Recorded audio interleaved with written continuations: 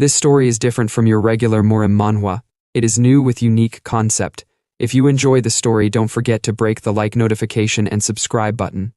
Don't forget to comment your thought about the recap.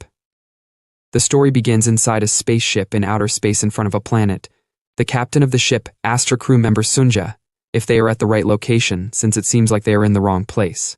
Sunya told her that the location is correct, since the planet in front of them is planet number, which is their exact destination, and the planet is called Earth. The other crew member, whose name is Robert, deemed the situation to be strange because he is sure that they're at the right place. But the planet is a place drenched of radiation, with not even a trace of oxygen. The captain couldn't believe that there's supposedly a high-value criminal, and a high-ranking member of the Black Blood Gang, is hiding in such place that is deprived of oxygen. She was quite pissed since Robert dares give her false intel, but Robert was like, no, it's true, for real, because the intel came out when Hao Moon raided the main system of the Beggars sect. The captain then asked Sunja what he thinks about the intel. Sunja replied while doing his repairs. He told her that if Hao Moon really came to Earth, then it would be to commit suicide. Because the oxygen saturation of Earth is at 23.76%, and radiation contamination level is at 87 sieverts, which makes it a perfect place for dying. The captain then asked him if it is possible for a human to live there. Sunja replied, with a top-notch radiation shield installed, and a high-capacity internal energy drive that spans multiple cycles, maybe they can last for about 6 hours. The captain then seriously asked Robert if he's willing to put his life on the line for the intel he got. Robert couldn't reply, since he can't just risk his life like that. But the captain wasn't interested in his response either. She then told him that if the criminal they are looking for is not there, then he would be in big trouble. Sunja then mentioned that there was a human life sighted below the surface of Earth, and so they went for the criminal hunt. Robert and the captain arrived on Earth at the location where life was detected, while Sunja was in charge of protecting the ship and giving them intel. It's quite surprising that Earth has now turned into a wasteland with no life in it, and the place they stood is popularly known as Mount Tai. The captain was surprised to see that the popularly known Mount Tai is right in front of her. Sunja told her that it's the origin of the Mount Tai star system, the very place where those old farts from the Martial Alliance call a legendary sanctuary. She couldn't believe that the trash dump in front of her eyes was once a legendary sanctuary. She was like, those old geezers from the Martial Alliance, why don't they do some cleaning at their so-called sacred ground? What do they make money for? Robert told her that they would never do anything that doesn't make money since they are all talk and no action. Sunja then told her through the earpiece that the place she is standing is the spot where the life was detected. The captain was surprised since there was nothing there, so she asked him if he's sure. Sunja replied yes, right below you. The captain then knelt down. She placed her hand on the ground. Robert asked her what is she planning to do. She replied, whatever is down there must sure be alive, but if it was she that was buried down there, she'd have suffocated long ago. She then activated her internal energy drive and boom, there was an explosion from below the ground. Robert, who was covered in dust, told her to give him heads up next time so that he can get out of the way. The hole was very deep. She then asked Sunja if there is still a sign of life. Sunja replied, it's faint, but still alive. There is also pretty large space down below. Robert then told the captain to bring the electronic ladder, but she dived in without paying attention to him. Robert was like, ha, you're always so hot-tempered. He then told her that they should go together. They arrived underground, and in front of them was a very big door with a sentence written on it by someone named Lee Mokjin. Robert had no idea what it says. The captain then told Sunja to translate it. Sunja told them that it's an ancient language used around 2,000 years ago. The word written on it state thus: the world fears me and imprisoned me with the great Dharma teachings.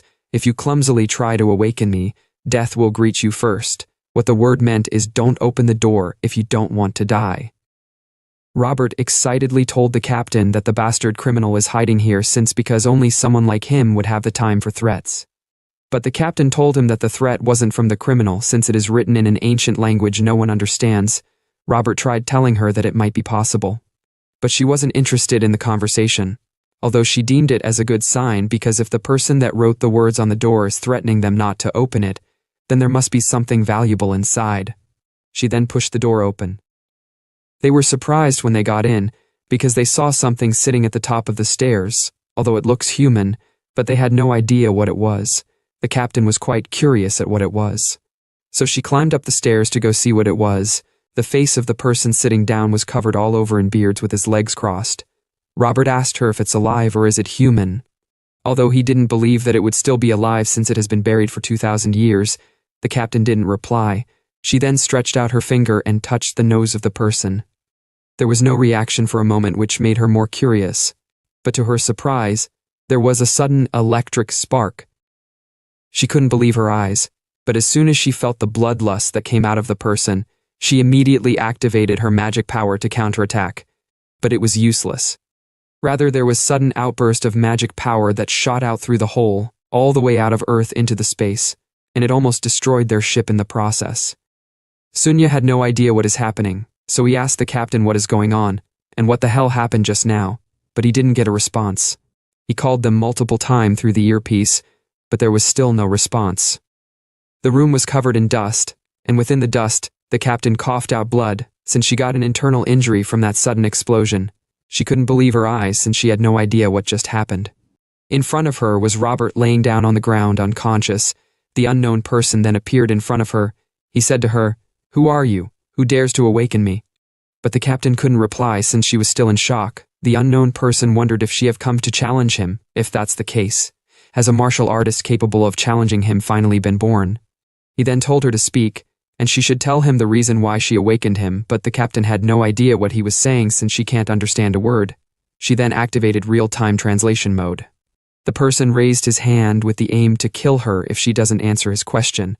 Upon realizing that the man wanted to kill her, she immediately activated her powers in order to block the monster's attack. The collision from their attack was intense. She did everything within her power to block the attack from the person, although she was able to block it. But she was breathing heavily, and she had no strength left to receive another attack.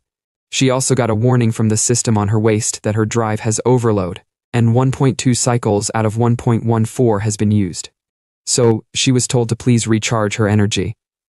She couldn't believe her eyes, since the person was still the same, even after she expended all of her energy. The person then said, "The skill you used is the Quantum Golden Summit Divine Art, and the Red Mist Divine Palm.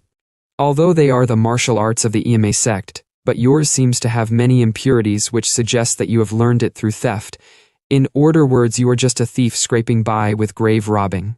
The person was really furious, so he levitated upward since a mere thief dares to interrupt his eternal sleep. The captain was frozen in fear since she was unable to do anything against such terrifying being, but to her surprise, the person fell down. She had no idea what just happened. At the same time, Robert stood up. He told her that the person must have died since it was exposed to such radiation without a shielding field. It's only natural for the person to die. So it's surprising that it held out for a long time, but Sunja told them through the earpiece that the person is still alive. The breathing is normal and so is the pulse. The captain was surprised, so she was curious as to why the person collapsed. Sunja then said, "It seems like it collapsed from energy depletion. The body is fine, but the battery inside its stomach is drained. That is to say, it fainted from hunger since it was starving." Some hours later in their ship, Robert was in disbelief since the captain brought the monster on board instead of leaving it behind. He told her that she shouldn't have done that. She should have also seen his berserk earlier since it's worse than a cockroach exposed to radiation. At least a radioactive cockroach would be worth a few bucks, but the crazy monster isn't worth anything. So he asked her why the hell would she bring it along. The captain replied, "It's worth money and lots of it." But they had no idea what she was talking about. She said to them, "What is the most valuable cultural heritage today?" Sunja replied, "Ancient martial arts. The closer to the original, the more expensive it is." She told him that he is right, and judging by the circumstances. The person is likely an ancient martial artist from 2,000 years ago. And 2,000 years ago was a legendary period when martial arts were highly developed. Even the lowest class F-grade techniques from that era fetch at least 10,000 credits, but the person is not on the level of an F-grade, but an unimaginable grandmaster, at least S rank or higher. Robert was quite surprised because if the person is truly an S rank, then they'd be hitting the jackpot. But the question is, what if he wakes up? The captain boastfully told him not to worry, since what she used to bind him is a celestial silkworm thread used for spaceship repairs. Even the head of the Shaolin sect couldn't cut it. But to her surprise, the person was able to cut it easily. He furiously said to her while exuding a terrifying killing intent, "How dare you? Lowly grave-robbing thieves try to desecrate me. I will tear you to shreds." The captain and Robert immediately went on a defensive position, but to their surprise, Sunja appeared before the person with a tray filled with sausages. They couldn't believe their eyes, but surprisingly enough, the person's anger calmed down and it was munching the sausage aggressively. They all stood behind while watching him eat. The captain then asked Sunja how he was able to come up with such an idea. Sunja replied, "He's been starving for a long time, so the best thing for a hungry beast is sausage." Some hours later, the captain explained everything to the person. They told the person that they weren't grave robbers but bounty hunters who accidentally woke him up. And now this is the world 2,000 years after his time. Humans, after harming each other to no end, destroyed the world and decided to live in the skies, although things have stabilized since then, and they decided not to allow any weapons, including nuclear weapons. Only allowing martial arts. The person was surprised since he had no idea what a nuclear weapon is. He then asked her what this current era is called. She replied, "This era is the year 1105 of the galactic calendar." The man was like, "Galactic? Does that mean you all live in the sky?" The captain replied, "Yes." She told the person that he is quite lucky since he woke up after 2,000 years and he should be immensely grateful. The person lashed out. He told her to talk respectfully since he isn't someone that she should be talking to anyhow. He asked her furiously if she wishes to die since a third-rate grave robbers like them dared to deceive him. But they all pointed out their fingers at the same time, showing him what it looks like outside the ship. The person looked outside and he couldn't believe his eyes. The captain then told the person that the place over there is where he lived, but now it's totally ruined. She then patted the person on his head while saying, "Now that you have seen it, do you believe us?" But the person replied while exuding his killing intent, "Even if I want to believe, I can't, since there is no way he can believe that the land he is standing on is round." The captain was quite disappointed at how astonishingly ignorant he is. Suddenly, Robert could smell something disgusting, and it was coming from the person's body. The captain closed her nose. She told him that he would learn the rest later, but first he should go take a shower, maybe trim his hair in the process, since they would be staying together for a while. The person had no idea what she meant by shower, so she told him that he should take his bath, and so hours passed. They all stood in front of the door, waiting for the person to come out of the shower. Robert told the captain that she should have just let him leave his hair like that since he is scared that something mummified might come out from inside. But to their surprise, the person was no other than a handsome guy with packs and molded muscles. He came out while cleaning his hair. He then asked them if there is more of what he ate earlier. But they were unable to reply for a moment since they were still in disbelief. The captain was like, "Who are you?" Some hours later, they rowed their ship through the Milky Way. The guy who is our protagonist was mesmerized by the view in front of him since it doesn't seem like the sky at all. Although he once lamented about the world's narrowness, but he never expected it to be vast and strange. The captain then pinched his cheek. She said to him, "How old are you? Just so you know, hibernation age don't count." Some minutes later, a cluster of stars in the Milky Way, called Pleiades, inside a Styried Space Tavern, a place called Wild Crane Inn, our protagonist was aggressively eating the sausages. Robert couldn't believe that a human is capable of eating so much. Sunja told him that he did starve for 2,000 years. Robert was like, "So he has to eat 2,000 years worth of food?" Sunja replied, "Judging by his eating." That might be the case, and so our protagonist finished eating his sausages. At the same time, at another scene, the captain went to meet the Wild Crane Inn's keeper, popularly known as Wang the 18th. She told him that she is looking for a broker. They must be rich and tough, because what she is about to sell is extremely expensive and valuable. Wang smoked his pipe. He asked her how expensive must it be for her to be so frantic. She replied, "How much would a full collection of 2,000-year-old martial arts manuscript be worth, if they were all originals, and all S-rank?"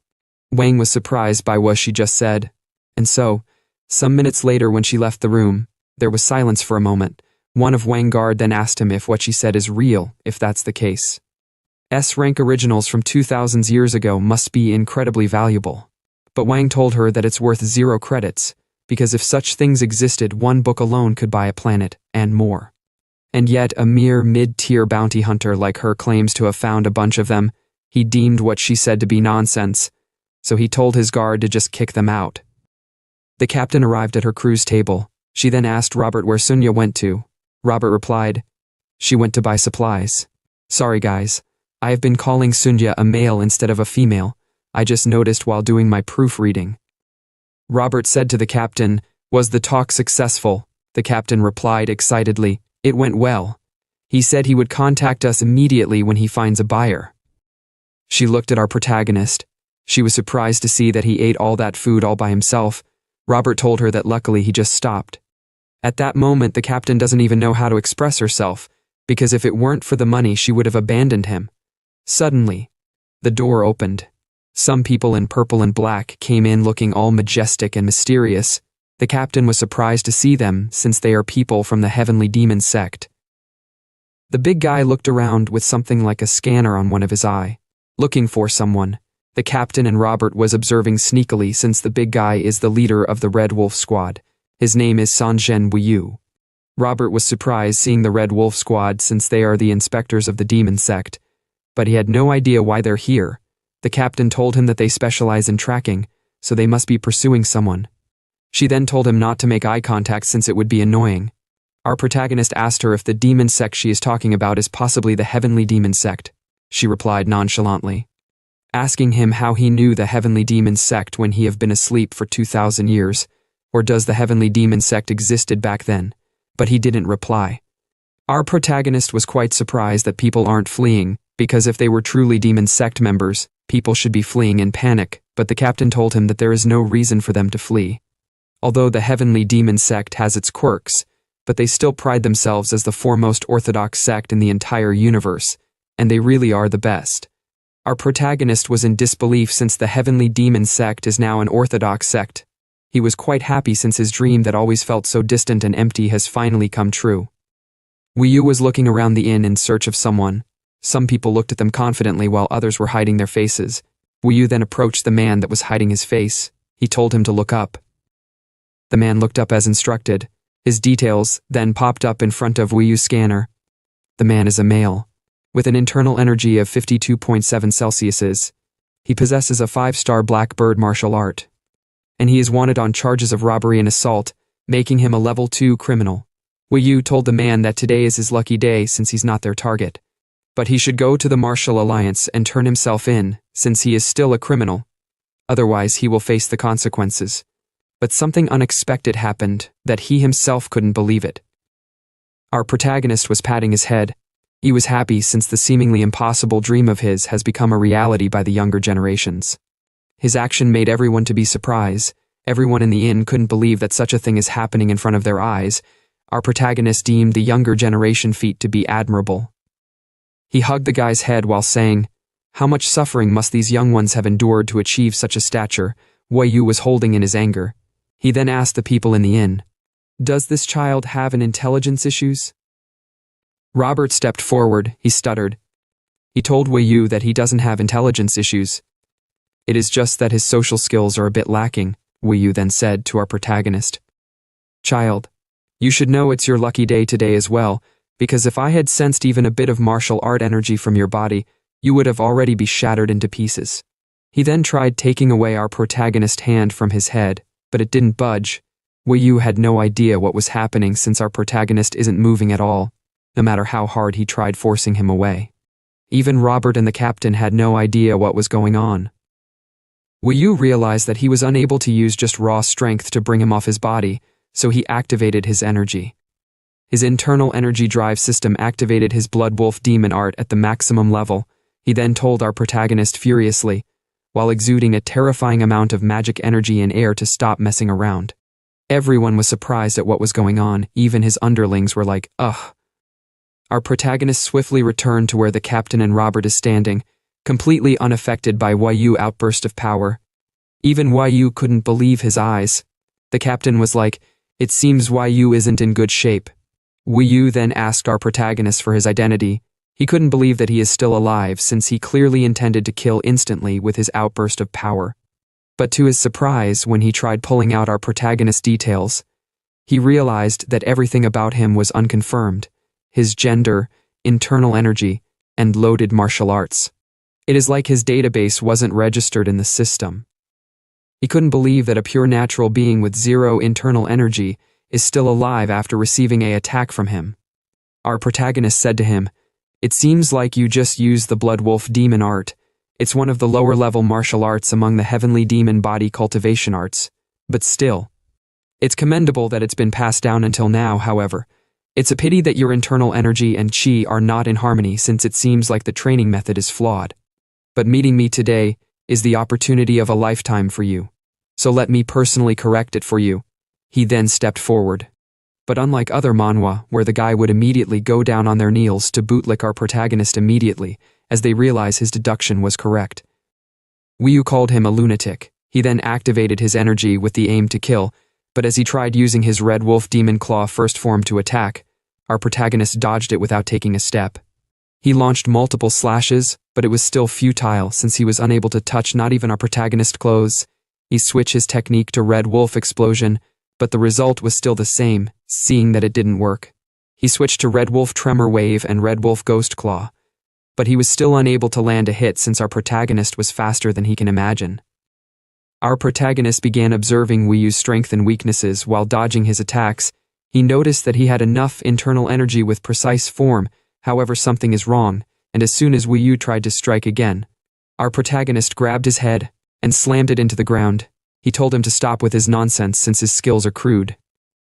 Everyone in the inn were in disbelief, and no one could believe their eyes. Our protagonist then told Wii that although he have learnt the skill properly, but he learned it without understanding it. He then told him that true martial arts are not just about imitating, but it is about adapting and making them your own. He then told him to get up if he understands, but there was no response. Like, how the hell do you expect him to get up when you use such force to slam his head into the ground? His underlings were also in disbelief, but they all rushed out to take him down since he dared lay a hand on their platoon leader. But what happened next was quite brutal. Some unknown hours later in the Heavenly Demons Sect District 32, the brutal scene that happened in the inn was replayed.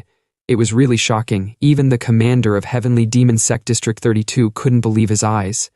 Wii was knocked out cold, together with his underlings. The Heavenly Demons Sect District 32 commander, whose name is Jong Ritak, deemed the occurrence to be unbelievable when he saw what happened through the inn's camera. The man who came to make the report told him that fortunately, Wii and his squad only suffered severe bruising. Their lives are not in danger. But Ritak didn't deem it as a fortunate event because they miserably lost the fight against a mere unknown stranger. The man who came to report is Senior Elder of District 32, whose name is Joe Chunrock. Ritak said to Chunrock, "Is it true that he's not registered in the Martial Alliance database?" Chunrock replied, "Yes, however, his companion were registered. They are a group of bounty hunters known as S-Devil. They mainly clean up B-class or lower petty criminals. The team is led by a person named Seryung. She is nicknamed the Blazing Devil, and she's a well-known bounty hunter, straddling both orthodox and unorthodox worlds. Although after the incident, they left Wild Crane Inn, but they can still be tracked." Chunrock then asked the commander if they should send a pursuit team, but the commander replied no, he would handle it personally. The commander stepped forward, he pressed the green button in front of him, a screen displayed, someone then appeared in front of it. The person said to the commander, "It's been a while, is there perhaps a request you have for our Greenwood group?" Some unknown time later, the captain and her crew was driving their ship through the Milky Way. Our protagonist was holding a knife and a fork while waiting for his meal. At the same time, the captain and Robert stood in front of him while observing him. Robert said to the captain, "Be honest, you are just as scared as I am right now," but the captain had no idea what he is talking about. Robert told her that it is surprising at how strong our protagonist is, since he was able to slap down Wii and the Red Wolf platoon with one blow, despite them being an A-rank martial artists. The captain boastfully said that she could also win if she fought them seriously, although they might be a rank, but they are at the lowest level of it. Robert added, saying that he might be able to scratch them a little bit if he puts his life on the line, but our protagonist swatted them aside like flies. The captain then walked towards our protagonist. She slammed her hand on the table, and she told him that they need to talk, but our protagonist seriously looked at her. He told her that he would talk only if there is food. But she sat down, crossed her legs, and she insisted that they should talk first before food. She then said to him, "You! What's your name?" But Robert told her that he'd suggest she use honorifics first, but the captain didn't listen. She then said to our protagonist, "Are you deaf? What's your name?" But there was no response. Sunya then arrived with a tray full of sausages. Our protagonist looked at it.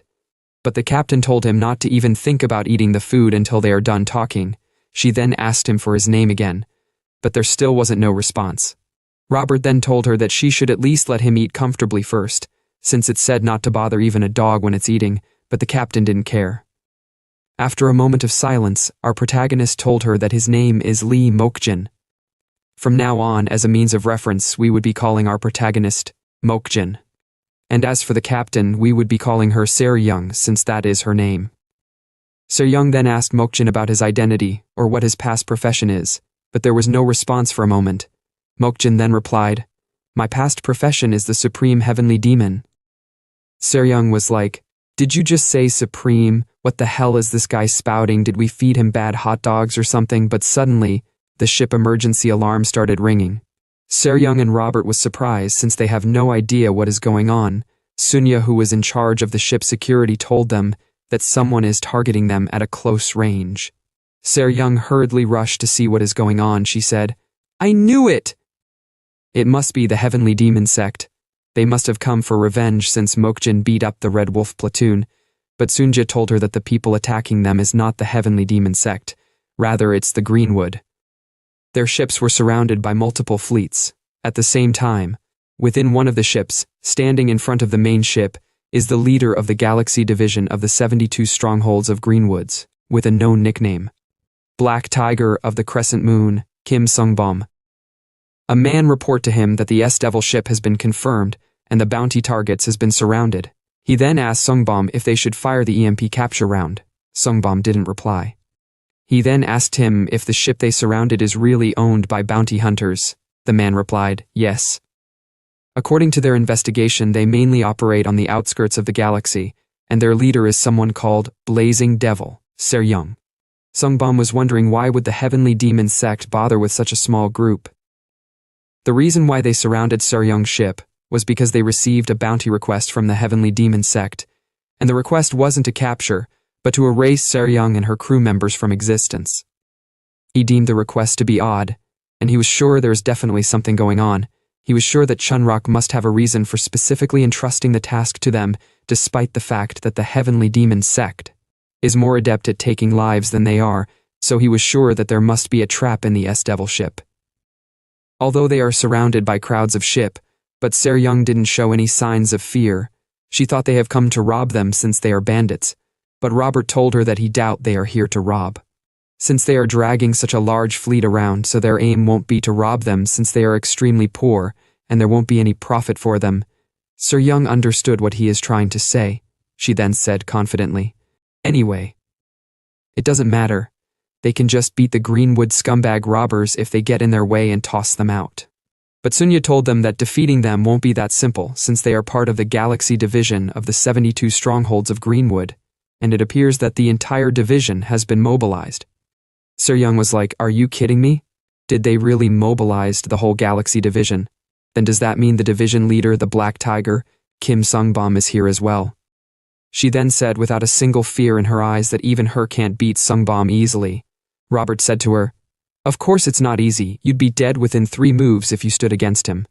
She grumpily told Robert that it's not that bad since she can still put up a fight if she put her mind to it. Robert knew that she was just trying to act strong, so he told her that they should just surrender quickly since they have nothing to lose. Seryung thought for a moment. She then told them all to follow her command from now on. She told them that she would permit the enemy to fire the EMP capture round to cut off their ship's energy and incapacitate them. Then she'd also permit them to board their ship armed. They'll let them search the ship and also donate anything unnecessary for survival if the enemy wants it. Robert was like, "The fuck you saying? How is what you said different from surrendering?" Amidst the chaos, Mokjin was amazed at the beautiful view in front of the ship. Seryung then approached him. She patted his shoulder continuously. She told him that the ship will shake a bit when the EMP hits, so he should not panic, since there would be no destructive power shot at them because of the space laws that forbade using of destructive power to fight. She then left him since he doesn't seem to understand what she is saying. On her way, she told him not to interfere because the enemies would leave once they take what they want. But if fight breaks out and things escalate, she won't be able to guarantee their survival. She nonchalantly asks Sunya if their ship has already been locked on. If that's the case, they should brace for impact. But Sunya shockingly told her that what they are firing at them wasn't an EMP. Rather, it was a ship-destroying photon cannon, which indicates that they are planning to kill them. At the same time, on the Greenwood ship, the man told Sungbom that them using the photon cannon violates space regulations and it might cause trouble later, so he suggested that they should quietly capture and dispose of them. But Sungbom told him, no, he have a bad feeling about the mission, so it's better to just blow them to dust since they can shift all the responsibility to the client, the Heavenly Demon sect, and so he told him to fire when ready. At the same time on S-Devil ship, Seryung panically asked Sunya if they can warp out and escape. Sunya replied no, since they are surrounded on all sides. She asked again if they can block the attack with the shields. But Sunya told her that it's not working since they sold some ship parts for living expenses. Seryung was like, damn it, we are fucked. At the same time the photon cannon energy was fully charged.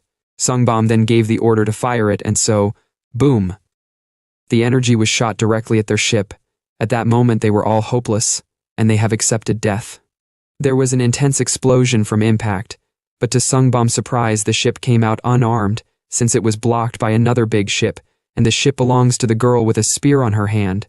The girl is known as Elena, but she is popularly known by her nickname, the 8-foot fighting ghost. Seryung, Robert, and Mokjin were surprised to see Elena. Even Sungbom had no idea why she is here. The ship driver told Sungbom that the shield she used to block their attack is a terraformation grade shield. Although it's a powerful shield, but they can penetrate it if they max out the photon cannon output, so he asked Sungbom if they should recharge. But Sungbom told him that them starting a space war just to deal with a cockroach is not a wise decision, because Elena isn't a person that they can handle easily. So he told the driver to activate the teleportation for him to go meet her. Sungbom then wondered why such a monster like Elena came. At the same time, Robert was surprised to see the popularly known 8-foot fighting ghost Elena, an S-rank bounty hunter who is also unpredictable that even the leader of most sects avoid her. So he asked Seryung if she knew why she is here, but Seryung didn't know either. What's more puzzling is that she saved them if she hadn't blocked a photon cannon. All of them in the S-Devil ship would have been atomized by now. Sungbom teleported out of his ship to come and see his sister Elena. He said to her, "Long time no see, Sister Elena." But Elena didn't reply. He was like, "Surely I hope you haven't forgotten me." He then told her that he is her 55th younger brother Kim Sungbom, and he greeted her at their mother's birthday 2 years ago. Elena wasn't interested in his gibberish, so she told him to get lost. Sungbom was surprised by her words. He then decided to formally introduce himself. However, this time, not as her brother Kim Sungbom, but as the leader of the Galaxy Division of the 72 Strongholds of Greenwood. He told her that telling him to get lost is the same as telling all of Greenwood to get lost. So he cannot accept that, but Elena didn't say anything. Rather, she went straight to releasing her aura, ready for battle. Robert was watching them from the ship, since it seems like they are about to fight. But Seryung told him that it won't be an easy battle, because even for Greenwood, Elena isn't easily touched. She added, saying that dealing with Elena alone is tough, and if Greenwood is unfortunate, her mother Lioness would also jump out from behind. But Robert had no idea what she meant by Mother Lioness. Sungbom told her that she is the same as ever, always resorting to fists to have a conversation, but he immediately surrendered. He told her to relax since he don't want to fight. Sungbom knows too well that if they were to fight, it would only lead to a loss, and losing for such a crappy job like taking down the S-Devil ship aren't worth it. He then told her that they should resolve it peacefully. He asked her if the S-Devil ship is her target. If that's the case, they will yield it to her. Elena didn't say so much word. She turned around and she told him to get lost. Sungbom said to himself that he expected something is wrong with the S-Devil ship, but he wondered why, and for what purpose would she come for such useless things like the S-Devil ship. Elena approached the S-Devil ship, and she said to them through a speaker, "Hand it over or everyone dies." But Seryung was like, what the hell is she talking about? Even Robert thought she also want to rob them. If that's the case, he was like, what the hell did we even have for them to be so eager to attack us? He then asked Seryung if she stashed something valuable without telling them. But he himself knows that wasn't the case because they don't have anything valuable on them, and there is nothing on the ship that could attract an S-rank bounty hunter like Elena. Seryung then asked Mokjin if perhaps he knows Elena. Maybe he had a fling in the past, or dated and had a big breakup before running away, But Mokjin told Seryung that Elena didn't come because of him. Maybe it's probably because of that child. They all turned around, but they didn't see anyone. Mokjin then said, "Show yourself, child. There is nothing to fear." Suddenly, a girl appeared from within the shadow, removing her concealment. Robert and Seryung couldn't believe their eyes. To make things worse, they have no idea who she is. Mokjin told them that she followed them from the inn, but he left her be since she had a presence but no form. He was quite impressed at the advanced technique she used since she was able to conceal not just herself but her breathing. He was like, "It seems martial arts have developed in over the years." But Sunya told him that what she used is not a stealth technique, rather she is wearing a stealth ring.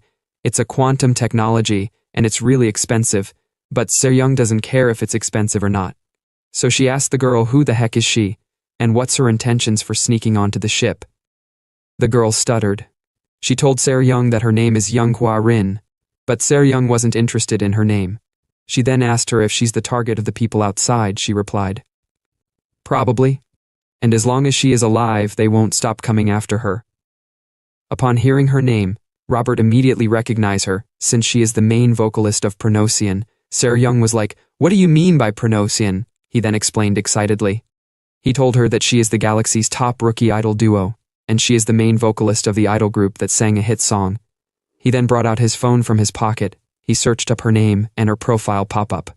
He was like, "Wow, I was right, she's even prettier in person, and she's even from Mount Hua, the same place as him." He also knows every details about her, including her height, blood types, and allergies. Elena then announced through the speaker again that she's giving them 10 minutes to hand her over, or everyone dies, although despite the tension they were in, there was no panic in their eyes. Robert asked Hua Rin for the reason why they are chasing her, but she didn't reply. Seryung told Robert that it doesn't matter if she tells them or not. She told Hua Rin that she is an uninvited guest that isn't related to them, so she need to leave. Robert tried persuading Seryung, but she told him that she have made her decision as the captain. Hua Rin was then placed at the door of the ship for her to be delivered outside to Elena. Seryung and Robert watched her through the small hole as she's leaving. Robert then told Seryung that he don't think sending her out is the right thing to do. She's even the main vocalist of Pronosian. But Seryung told him that they can't protect her, even if she is in the ship, since they are already struggling against Greenwood, let alone 8-foot fighting ghost Elena. So even if they hold their ground, Hua Rin's fate won't still change, but their fate will, because they'll all die if they were to fight Elena. She then pressed the button to close the door. Seryung is also in pain since she is unable to protect the little girl, but there is nothing she can do. Suddenly, someone placed their hand on her shoulder. That person was no other than Mokjin. Hua Rin was super surprised to see him. Mokjin said to her, "Didn't I tell you earlier not to worry since I will protect you?" At the same time, Robert and Seryung had no idea how he got in there. Seryung panically pressed the button multiple times to stop the ship's door from opening, but it was already too late. Robert then told her that they should wait and see what happens, since Mokjin is also strong, and he might end up defeating Elena. But she said to Robert, "Are you insane? I am not worried about him going out to fight. Rather, I am worried about him going out to space without protection." She then immediately told Sunja to close the gate quickly, but Sunja told her that it's already too late, and so the ship's door opened. She was like, "This nutcase is really insane. He actually went out in space." Hua Rin thanked Mokjin for seeing her out.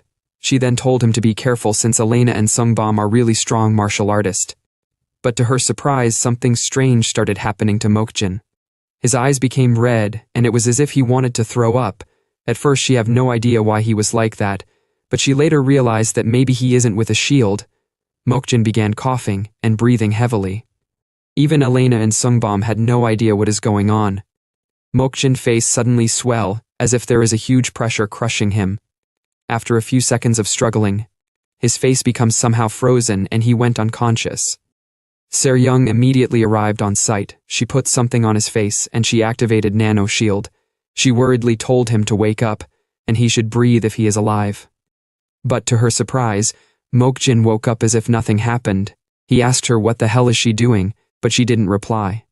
She quickly pulled back her hands since her pride wouldn't want him to know that she was worried about him. She then asked him if he is crazy for coming outside without a shield. The temperature outside is minus 300 degrees, and the pressure would burst his internal organs within 10 seconds. He looked at her and he told her that she worries for no reason since he is a supreme being of heaven and earth. so nothing in this world can threaten his life. At the same time, Robert, who was watching how Seryung was carrying Mokjin to meet Elena, was thankful that she wasn't too late to provide Mokjin with a shield, but Sunja told him that she was very late. Even the greatest master can't withstand space without a shield for less than a minute, but Mokjin endured it for 6 minutes and 13 seconds. Moreover, all his organs are normal. That shows that he have far surpassed human limits. They arrived at the place where Elena and Sungbom was. Seryung could feel how powerful Elena's aura was, which proves that she is truly a fighting maniac. Even Sungbom was exuding a very domineering aura. She then told Mokjin not to cause any trouble, and he should not intervene, since she would handle it herself.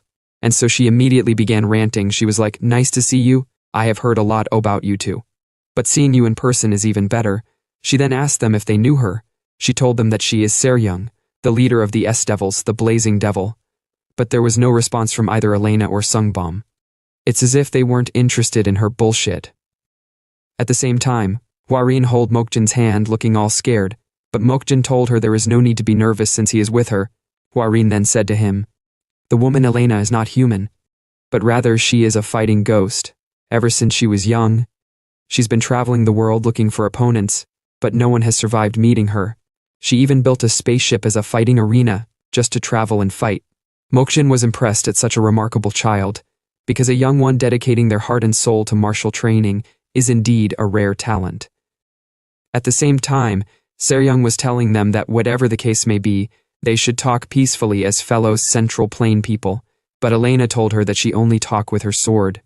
She then sent a flying sword energy towards Seryung. There was an impact, but for a moment there, no one knew if she was hit or not because of the smoke and air.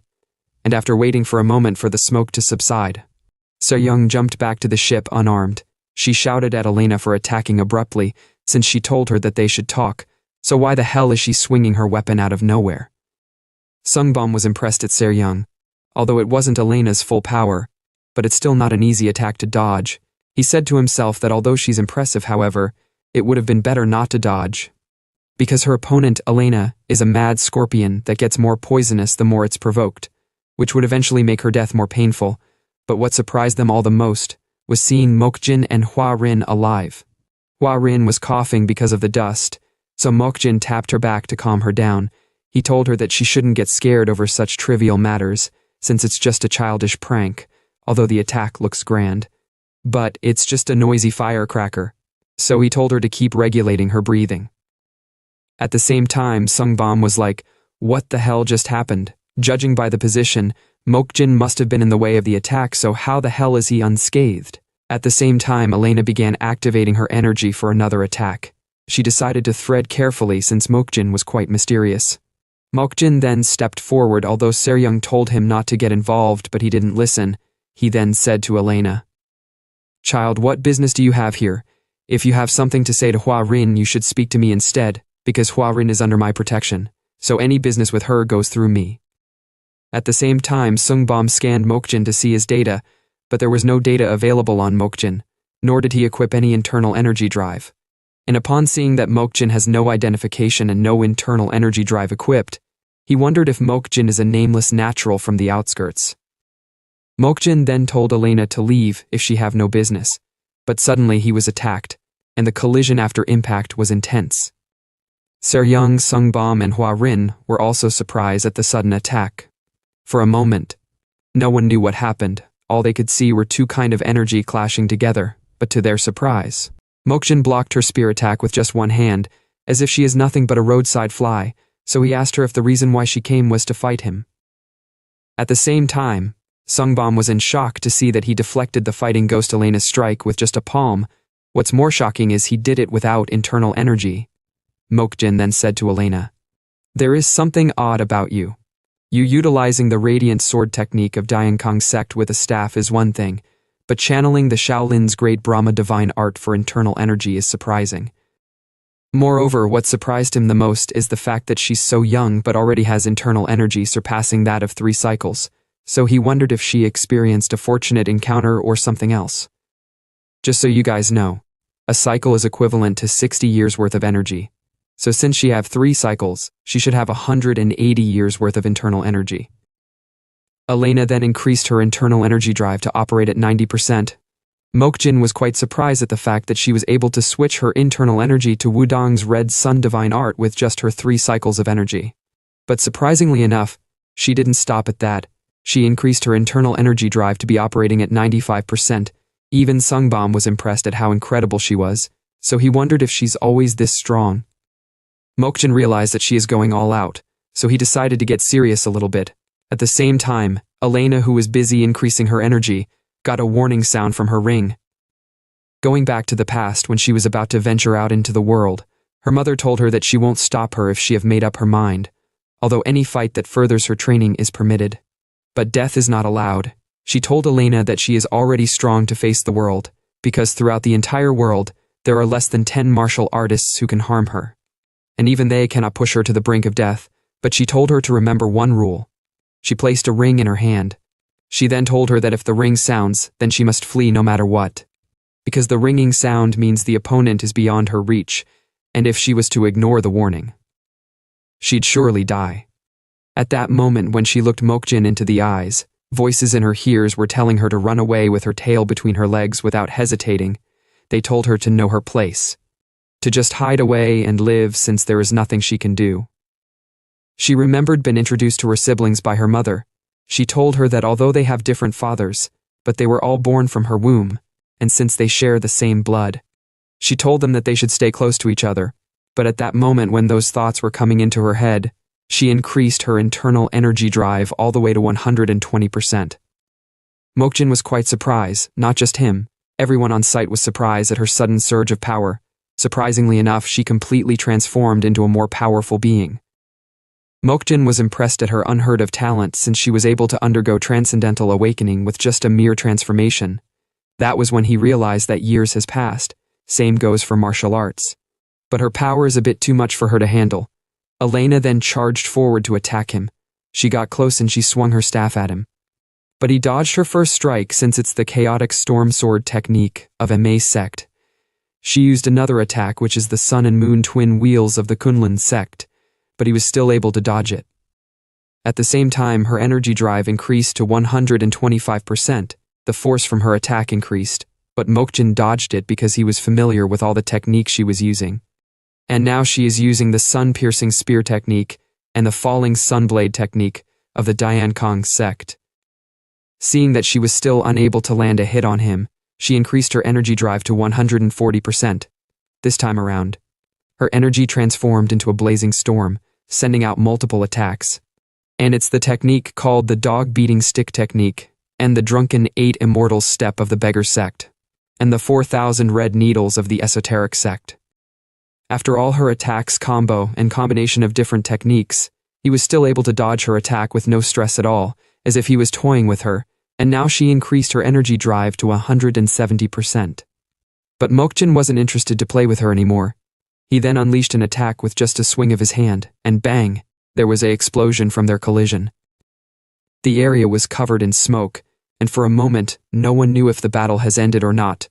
But to their surprise, she came out unarmed and she undergo another transformation. This time around, it was more like an Asura descent. She then charged forward at full speed, increasing her internal energy drive to be operating at 190%, and as she was about to clash, Mokjin told her through telepathy to stop, although her talent is admirable. But she have crossed the line of righteousness, since her awakening shows wounds and desires. In addition, she's been consumed by her inner demons. And if she continued to reach any further, he'd have no choice but to kill her to stop her, since he promised to protect Huarin. So he won't let her harm her. And so he activated his energy on his hand, summoning a very long sword. At the same time, Seryung and Sungbom were shocked to see that he summoned a heart sword. Elena didn't reduce her speed at all since she have made up her mind to fight until either one of them is dead, that is to say, a life and death duel. But since she didn't stop her attack, Mokjin swung his heart sword at her. The light from their attack was blinding, and bang, the ship they were on exploded due to how terrifying the force from their attack was, a force that is more powerful than a photon cannon. The Greenwood ship operator couldn't believe his eyes. He was shocked at the sudden explosion. Sungbom then teleported back to his ship at his initial teleportation spot. But he was heavily injured, and he barely escaped with his life since he was on the ship when it exploded. He stood up. He told the driver not to worry about him because he is still alive, but if the teleport has been even 0.1 seconds late, he'd have been torn to pieces. At the same time, on the exploded ship debris, Seryung asked Mokjin if he's insane since he almost killed them all. She told him that he should have some restraint because even in the past, no one in their right mind would set their ship on fire just because they're angry. But Mokjin told her while bleeding through his mouth that restraint wasn't an option. She stood up, and she was surprised to see that he was hurt. Mokjin told her that the reason why he is hurt was because he faced a power more stronger than he anticipated. They both looked up at Elena's floating body, with her scattered shield and broken equipments. Seryung then asked Mokjin if she's dead. He replied no, she is not dead yet. A stronger force protected her. The person who protected her was so beautiful, as if an angel just came down from heaven. Seryung was surprised to see her because she is the West Heaven Sword Matron, and she is Sungbom and Elena mother. Some hours later, Elena was placed in liquid for her to heal. At the same time, Mokjin and the rest were behind her, while Sungbom was on his knees showing his respect to his mother. Sungbom politely told her that he didn't know she would be coming, so she should punish him for his lack of loyalty and filial piety, but she told him that his opinion isn't needed at the moment, so he should act as if he aren't here. She then politely greeted Mokjin. She told him that she is West Heaven Sword Matron. Sungbom was surprised to see that his mother is showing respect. Not just him. Even Seryung couldn't believe that the West Heaven Sword Matron is showing courtesy. The matron told Mokjin that she violated the dueling code of martial arts by rudely intervening, since she was driven by familial affection. She then told him that if he wished, she would cut off her arm as an apology. But Mokjin told her that there is no need for her arm. He then asked her if Elena is her daughter, but Seryung immediately told him to speak respectfully since she is the West Heaven Sword Matron. Matron replied yes, she is her daughter. If that's the case, Mokjin told her that she intervening wasn't a bad choice because family takes precedence over the dueling code. Seryung told him again to please speak politely, because the woman is one of the 5 immortals, the West Heaven Sword Matron. Her temper is so bad, and she can split someone in 2 just by glaring, but to her surprise, the matron went on her knees to beg for forgiveness. Some unknown hours later outside the ship, Matron told Mokjin that she does not know the exact reason why her daughter's consciousness has yet recovered. In addition, it was also confirmed that the place she passed through right before she came to fight him was Mount Hua. She was likely to have been commissioned there to attack the S-Devil's ship. However, she told Mokjin that the martial arts that he demonstrated earlier seemed to be the Demon Heart Sura sword technique, so she asked him if he have any relation to the Heavenly Demon sect. Mokjin replied, I don't know. In the past, there was definitely a deep connection, but time has passed. Time corrodes even the strongest bond as if they were iron, and dissolves connections dearer than life itself. Matron looked him without saying anything. She said to herself that indeed Mokjin is an extraordinary figure, both chi and internal energy.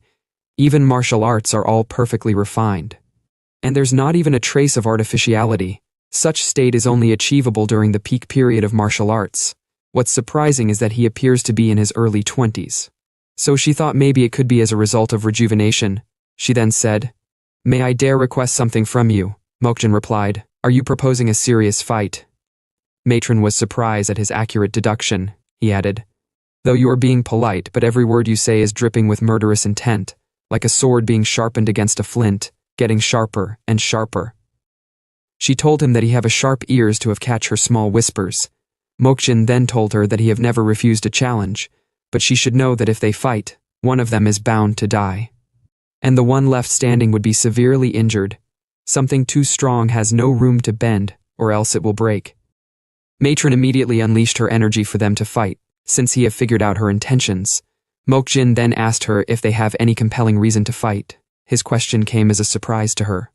Mokjin then told her that they should fight if they have a reason in the future, since he still want to see more of the world. Matron was unable to say anything. She then retracted her energy, and so the S-Devil ship left the premises. Some unknown hours later, Sungbom told the matron that he got a request from the Heavenly Demon sect to destroy the S-Devil ship, and it was a silencing kill. The matron couldn't understand why the commander of the heavenly demon sect want to kill Mokjin despite the fact that he clearly possessed the supreme martial arts of the heavenly demon sect. Additionally, why would they hire Greenwood? It really doesn't make sense. Sungbom then told her that there have been recent information that the heavenly demon's Red Wolf platoon was annihilated by an unknown entity. Maybe they might be related, but matron told him that there is no need to overthink. Because whatever the situation may be, his imagination won't be able to deduce it. She told him that she hopes he can at least prove how useful he is by thoroughly tracking the S-Devil's ship movement and report. Sungbom told her not to worry since the people from Greenwood pride themselves as the best in the world at tracking. She looked at him without saying anything for a moment. She then told him that she would trust him. But he should track them without interfering since she do not want her child to get hurt. Sungbom was touched by her sweet words, but she stopped. And she was like, by the way, what's your name again? How the hell can you not know your child's name? Back at the S-Devil's ship, Seryung furiously asked Hua Rin what mess have she gotten herself into. What did she do that got her involved with Greenwood, or 8-foot fighting ghost Elena? And on top of that, she got West Heaven matron involved.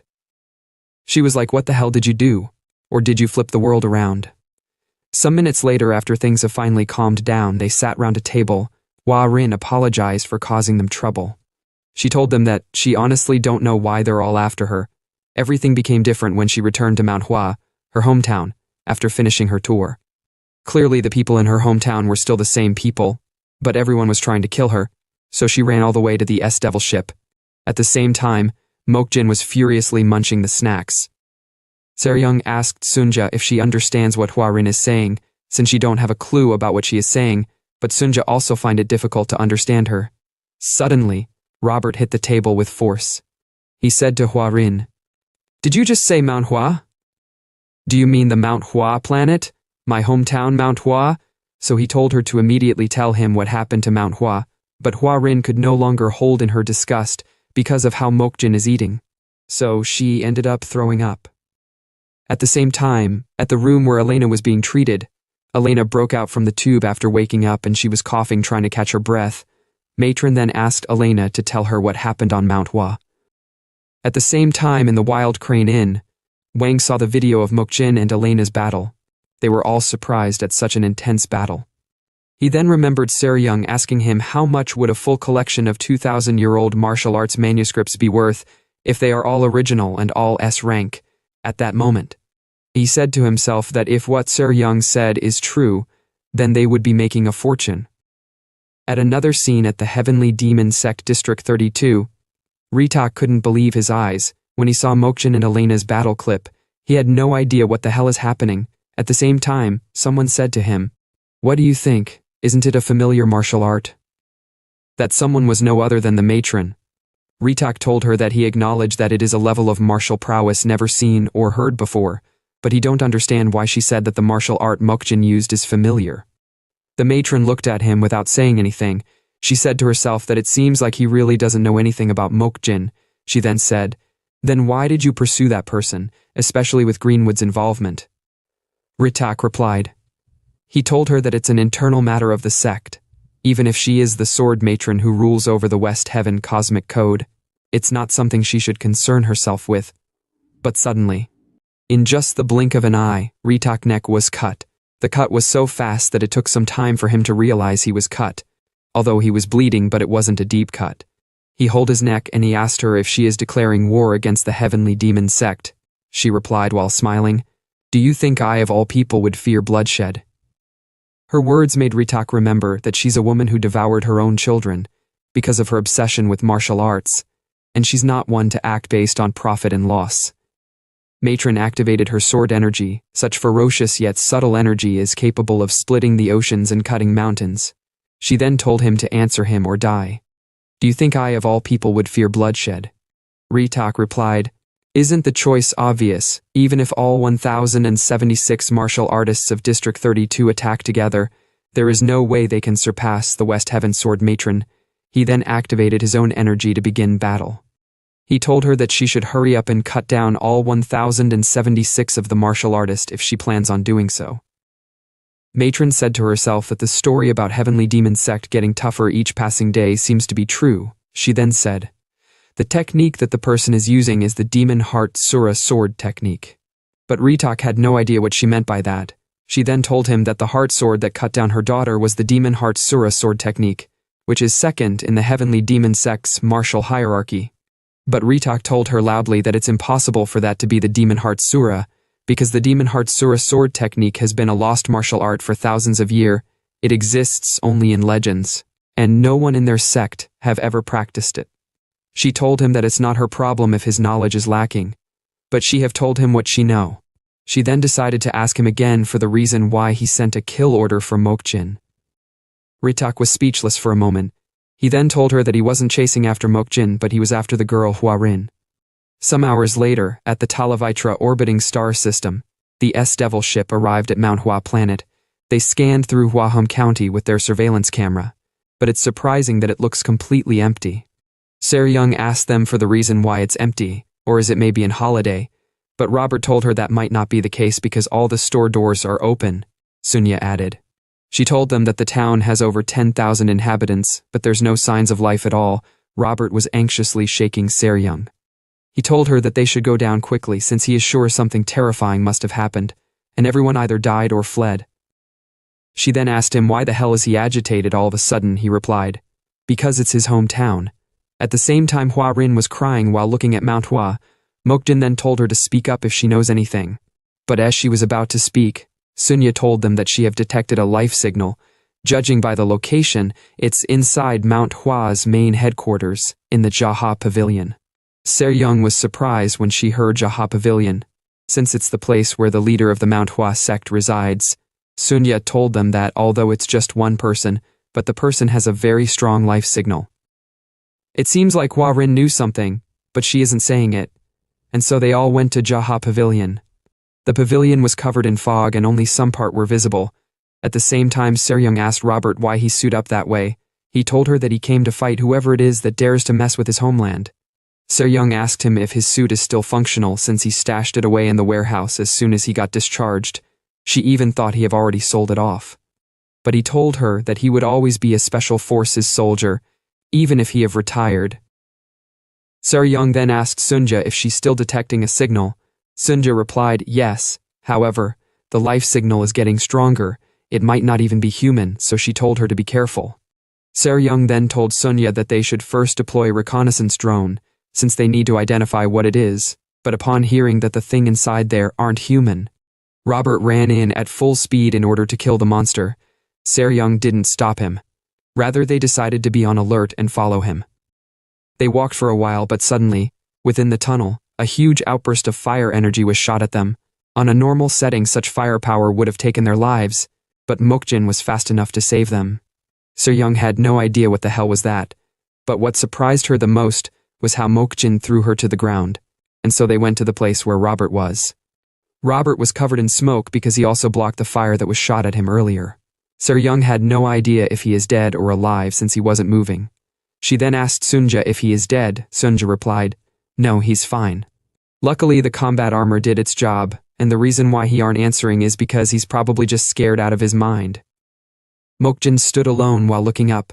There was something like blossoming flowers that suddenly filled the room, and in front of him is a man exuding a very terrifying amount of energy. But Mokjin stood still without saying anything. Seryung then asked Sunja if the man is the source of the lifeform signal. Sunja replied yes, if the data is correct. The man is the leader of Mount Hua, popularly known as the Flourishing Blossom Sword Sovereign, Yongjuk-san. Mokjin touched the flower. He told them that the fact that the plum blossoms open from the heat means he have achieved the peak of the plum blossom heavenly fragrance heart technique. But he have no idea why the plum blossoms bloomed in purple. He then deduced that the plum blossom heavenly fragrance technique has mixed with the purple mist divine art. If that's the case, then things aren't looking good. At the same time, Huarin was crying because the man over there is her dad. Hi guys. I apologize for the late upload. I was really busy in school, so I couldn't upload on time. I even rushed this recap production to meet up before the day ends. As usual, don't forget to like, subscribe, and break the notification button. You can also comment your thought about this recap. Seryung asked Mokjin, what is the problem with Joksan, and why is he in such a state? Mokjin replied, He told her that the plum blossom heavenly fragrance heart technique embodies extreme yang, while the purple mist divine art embodies extreme yin. Thus, even the elders of Mount Hua can only choose one to master. He was like, if extreme yang is fire and extreme yin is water, what happens if they mix? So he told her that when a martial artist's desires surpasses their limits, a demon takes root in their heart. While talking, he activated his energy in his hand to prepare for combat. He told Seryung that the person sitting over there is no longer human, so she should take the others and flee because the fight won't be an easy one. Even him can't guarantee their safety. But Hua Rin didn't listen. She immediately ran towards her dad, although Seryung tried stopping her, but it was already too late for that. At the same time, Mokjin activated his energy to prepare for the worst. Sunya was also watching what was going on, and she was sure that it was dangerous, but as soon as the timer reached 18 hours. Not like I know what that means though, she hugged him tightly. No one knew what was going on because as soon as she hugged him, everything changed. Juksan even hugged her back in return. Seryung was like, what the hell is going on? Sunya told her through the speaker that the world has returned to normal, but Seryung had no idea what she was talking about. So Sunya told her again that things have returned to normal since she can now see people on the street, and the people who disappeared have appeared all at once. Some hours later in a particular shop, Robert, Sunya, and Seryung were on a table. Seryung was looking around. She then said to Sunya, "You said there were no people in Mount Hua. Then why are we seeing people now? Or was the bioscanner malfunctioning?" Sunya replied while drinking, "Don't you remember both of us checking it together? The scanner was normal. Even now it's normal. But something is off. The people here, all their internal energy is completely drained. Everyone, both children and adults alike." Robert told them not to worry too much about them since they are all alive, so there is nothing to worry about. He then decided to order some food since he is getting hungry, so he called the server to place an order. The server arrived with tea sets on her hand, so he excitedly told her that he'll have a double serving of noodles and a large special dongpo pork, but to his surprise, the waiter passed him, and she went to serve another people. He was like, what the crazy shit is wrong with her? I was talking to her directly, yet she ignored me, or was she so busy to hear me? He then decided to order again since she is coming back his way, but she ignored him once again. He couldn't believe his eyes. Sunya said to him, "It's not that they didn't hear, it's like they can't see us because no one in the restaurant has ever stopped to look at us, even when they're right in front of them. They just pass as if we're part of the scenery. They're not aware of us at all, as if we never existed in the first place." Seryung told them that she doesn't want to get involved with the shit that is going on in Mount Hua, because she have a bad feeling about it. Back at Joksan's residence, Joksan was pouring tea in a cup, looking all dull and slow, but he didn't invite neither Mokjin and Hua Rin. Hua Rin told Mokjin that her father is not someone who would rudely drink tea alone without inviting the guest in front of him. Also, he can't see them because he has been that way since she returned from her tour, but the strange thing is that he does all his work and tasks normally. He drinks tea, goes for inspections, eats meals, and tends to the garden always at the same exact time every day, like a wind-up doll. Mokjin started waving his hands in front of Joksan, but she told him that it's no use since he can't see them. She added, she told Mokjin that he must be careful, and he shouldn't prevent Joksan from following his repetitive routine, but before she could finish her sentence, Mokjin had already took the cup from Joksan's hand. She immediately shouted at Mokjin to get out of the way.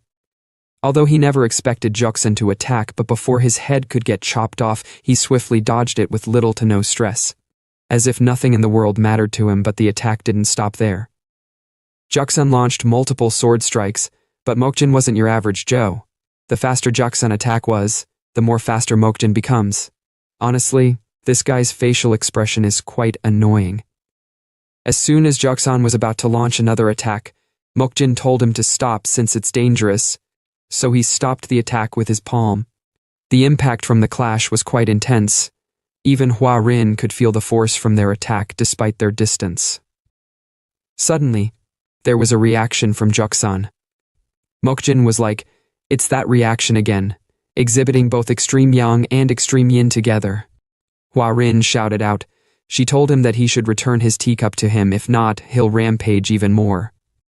While Hua Rin was busy making her noise, Mokjin knelt down. He then said, when surpassing an unreachable limit. The human body cannot withstand it. The principle should be either they fall into inner demons, or their body bursts like a balloon, and they end up shredded to pieces. It should be clearly an impossible realm. And now the Joksan in front of him is human, yet not a human. So Mokjin was wondering, what is the story behind what is happening? Hua-Rin worriedly told him to hurry up and return the cup since it's about to get more dangerous, and as soon as the plum blossom attack was about to explode on Mokjin, Mokjin carried the cup, and he threw it with a huge amount of force. The cup passed through the plum blossom flower that seems like it was about to explode, breaking the momentum of the plum blossom, and it went directly to Joksan's hand, and so everything stopped. And things returned to normal as it once was. Joksan then continued his usual pattern. Things dialed down. Hua-Rin was telling Mokjin that after finishing her interstellar tour, she came back home half a month ago, and everything had changed like that. She noticed that the people in the city have turned into wind-up dolls, repeating the same things at the same time, in exactly the same way, and if that repetition is interrupted, they stop. Now, Robert has interrupted one of them because he wanted to ask him what the hell is going on in the city, but to his surprise the person stopped moving. Not just him, everything in the city stopped. And then they all disappeared. Robert was like, what the hell just happened? He then asked Sunya if it was a teleport, but Sunya didn't know either. Sir Young was like, what do you mean you don't know? If you don't know, who else would? Sunya told them that judging by the particle's waveform, it seems like teleportation, but the scale is too large for it to be a teleportation. But suddenly, she told them that all signs of life have disappeared from the entire planet. This wasn't really a good thing. Not that it wasn't really a good thing, it wasn't a good thing at all. Rather, it was the worst-case scenario they could ever expect, because when everyone disappears like that, those things appears. Just like how Hua-Rin have said, the things suddenly appeared. They were like, what the hell is that? Robert told them that he's not sure either what is happening right now, but he think they're in a very dangerous situation. Sir Young was surprised to see those things since they are androids, but she have no idea why they all looked half-finished. Sunya told her that they're not androids, but they're construction droids. They are models created for simple labor like planetary development since they are early model. And they are equipped with low-capacity AI, so their cognitive abilities are limited. Sir Young was like, oh, so they're just construction robots, so she freaked out for nothing. She then told them not to worry because, according to the 3 laws of robotics, droids can never harm a human. But what surprised Robert the most is the fact that the droids are holding swords.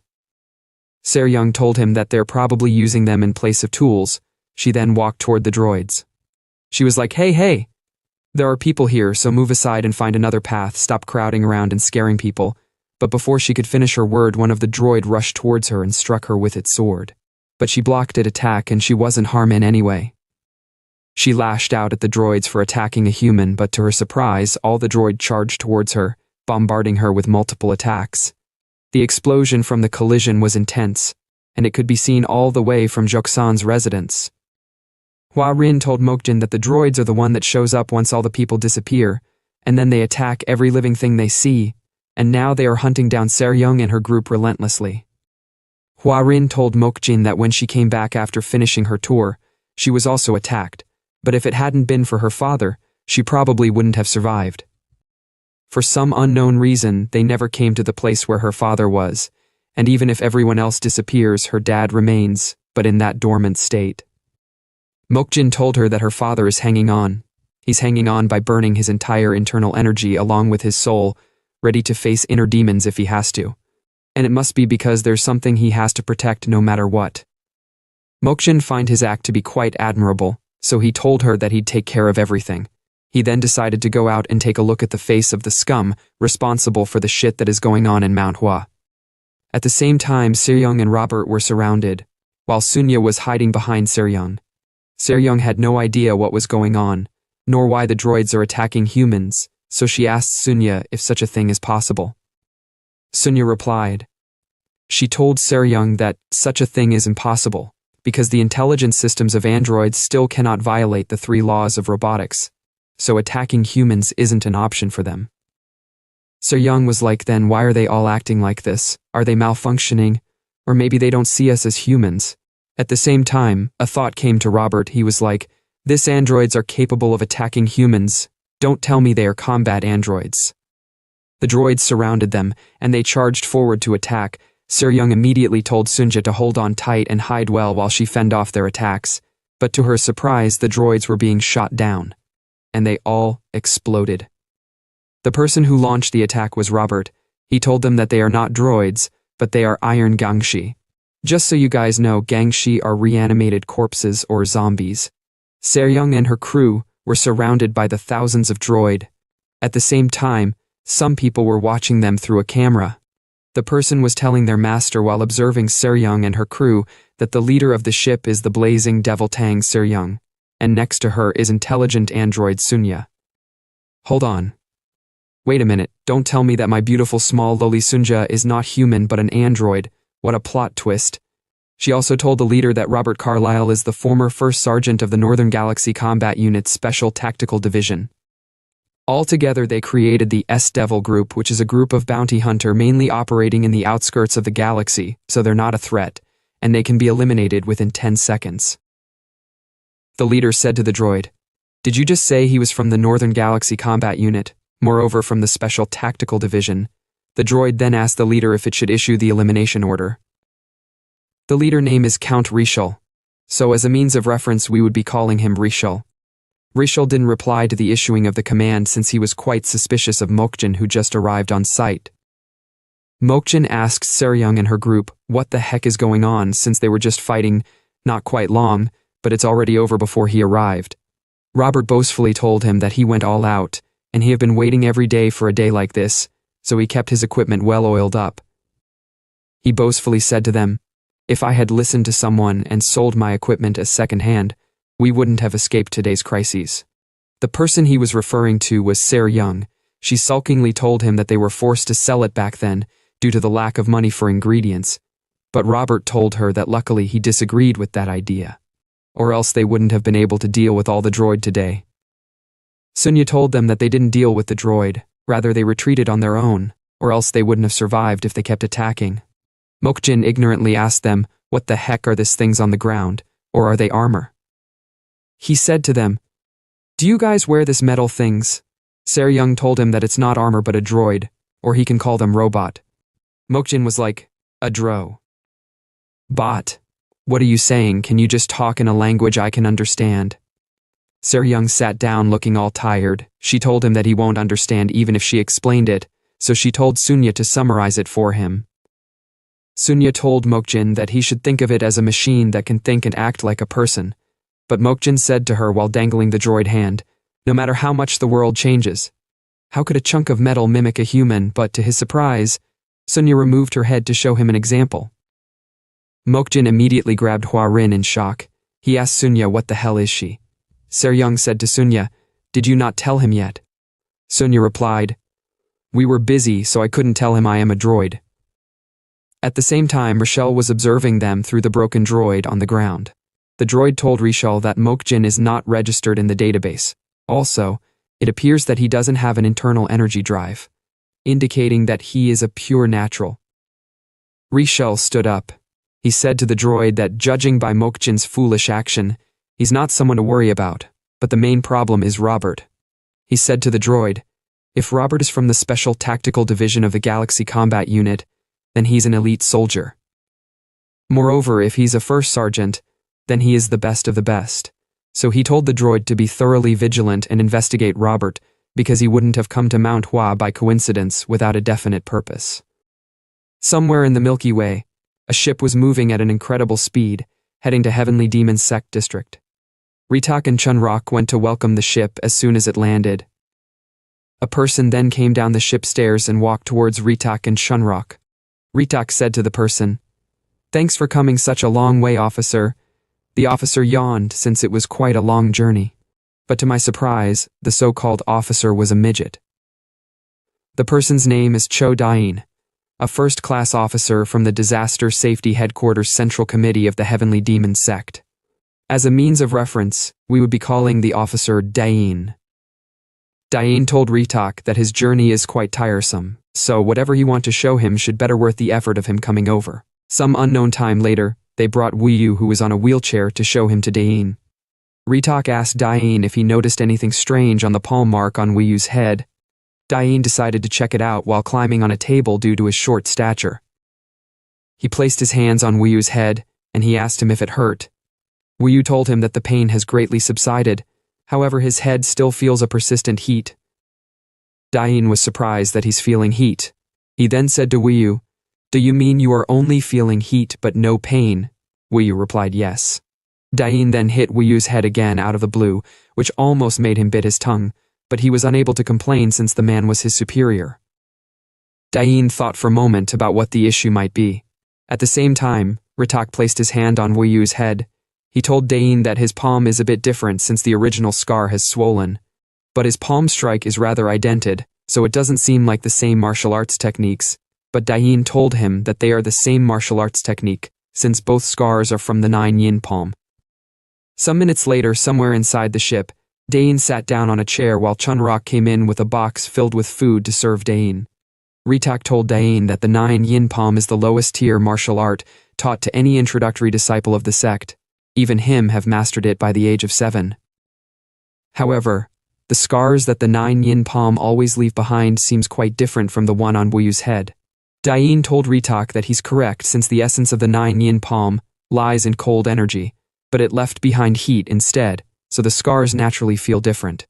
Which means that Mokjin has reached a level where he can perfectly suppress the fundamental coldness of the 9 yin palm and leave only the heat of the impact, which is an act of consideration to avoid harming the enemy. Ritak asked him with a surprised look if such a thing is really possible, because reversing the fundamental nature of martial arts is like making fire out of ice. Diane said to Ritak, "It's theoretically possible, but for now let eat. How about some black bean noodles?" Inside the S-Devil's ship, Robert was telling them that the droids that attacked them is Iron Gangshi. Seryung was intensely looking at the sausage in front of her. She took one and she asked Robert, "What does he mean by Iron Gangshi?" Robert told her that he heard a rumor. While he was still active in the military, he heard that they are developing a new type of android that includes humans in its killing parameters. But Seryung deemed such rumors to be ridiculous because android intelligence circuits are designed based on the 3 laws of robotics, so they can't harm humans. Robert told her that to bypass that laws, they replaced the intelligence circuits with the brains of deceased humans. That's why it's called Iron Gangshi Project. Mokjin was touching Sunja's face. He asked her, is she really not human? Sunja asked him if she should take off her head for him again. She can also disassemble her arms and legs. He told her there's no need for that. He was more surprised at how bizarre the world has become, so he told her that they should eat, but to his surprise the food has finished. Seryung told Robert that what he is saying about the Iron Gangshi makes sense based on the fact that they attacked them, although it's too absurd to believe. But what's more insane is that they're using the brains of people to power the Gangshi. And as she turned around, she noticed the death stare on Mokjin's face, so she asked him what is wrong with him. But she realized that he was angry because of the finished sausage.